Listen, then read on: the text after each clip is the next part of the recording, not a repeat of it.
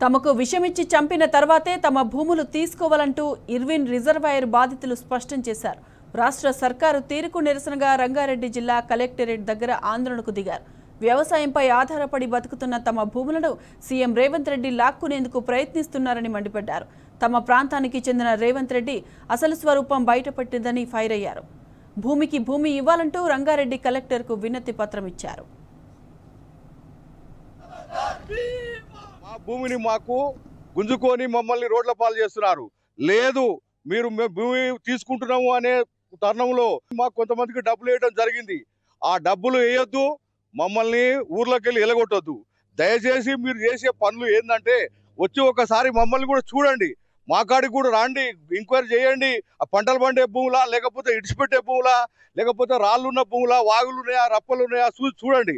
చూసి మీరు దాని మీద నిర్ణయం తీసుకోండి. లేదు మీరు ఖచ్చితంగా తీసుకుంటాము, అదే నిర్ణయం చేస్తామంటే మేము అసెంబ్లీ ముట్టడిస్తాము, ఎక్కడికైనా వస్తాము, ఏదైనా చేస్తాము, ఎంత దూరమైన మొత్తం మా ప్రాణాలైనా దిగడానికి మేము రెడీగా ఉన్నామని మీకు మనం చేస్తాం. ఇప్పుడు మేము పోరాడుతూనే వస్తున్నాం. కలెక్టర్ ఆఫీస్ కానీ, ఇరిగేషన్ ఆఫీస్ కానీ, ఎంఆర్ఓ ఆఫీసు ముట్టడి ఇవన్నీ చేసినాం. ఊళ్ళో ధర్నా చేసినాం, నిరాహార దీక్షలు చేసినాం. సరే ఆపుకుంటూ వచ్చిర్రు. ఇప్పుడు మాకు తెలియకుండానే నిన్న మన కొంతమంది సంతకాలు పెట్టుకుంటే ఇది మామూలు, ఇది రిజర్వాయర్ క్యాన్సిల్ అవుతుందని వీళ్ళకి చెప్పి రైతులతో అన్ని సంతకాలు తీసుకొని భూసేకరణ ఇది కరెక్ట్ కాదు, అబద్ధాల సేకరణ ఇది ఎక్కడైనా ఉందా? 10 కిలోమీటర్లు గవర్నమెంట్ తక్షణమే ఈ రిజర్వాయర్ రద్దు చేసి కెనాల్ తీసుకుపోండి. కానీ పక్షాన RRRకి ఏ రేట్ ఇస్తున్నారో ఆ రేట్ ఇవ్వండి. మాకు దయచేసి రైతును ఎద్దు ఏడ్చిన వ్యవసాయం, రైతు ఏడ్చిన రాజ్యం ఎన్నడూ బాగుపడదు. రైతును ఆదుకొని రైతు పక్షాన నిలబడండి.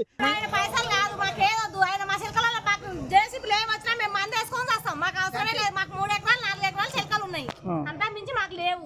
వేరే కాడ లేవు, వేరే కాడ బతికేంత ఛాయిస్ కూడా మాకు లేదు. ముగ్గురు పిల్లలు, ఆడపిల్లలు, 3 పిల్లలు. మరి ఆయన ఇచ్చే 8 లక్షలు మేము ఏం పెట్టి పెళ్లి చేయాలి? రేవంత్ రెడ్డి ఇప్పుడు చేసిన ఎవరు? ఆయనే కదా, ఆయన అర్థం చేసుకోను. కాళ్ళు తీసుకోవా, మేము వద్దంటలేము. ఉన్న కాక మా 4 ఎకరాలలో పోతే మరి మేము ఏం చేసి బతకాలి? తీసుకొస్తాడా, అలా నూపుతాడా, ఏం చేస్తాడో ఆయనకే తెలియాలి. మాకేదొద్దు, మా చెక్కలు మాకు కావాలి. మా భూమి మాకు కావాలి. మేము భూమి లేని వాళ్ళం, మేము ఇలా కొనలేకపోతాము. మాకు ఎటు పరిస్థితులైనా కష్టం చేసుకొని బతికిన వాళ్ళం మేము.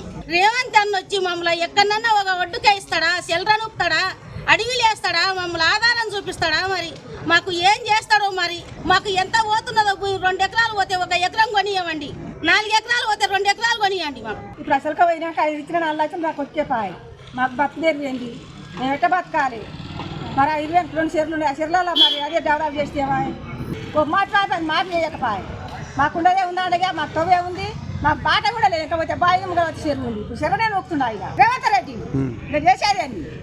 మరి మమ్మల్ని ఏ తవ తోలుతాడు, ఏ బాయిలో నొక్కుతాడు, ఏ చెరువు తోలుతాడు, లేకుంటే మాకు తల ఇంత మందాన్ని వేస్తాడా, మరి ఆయన వేసుకుంటాడా? గంతే.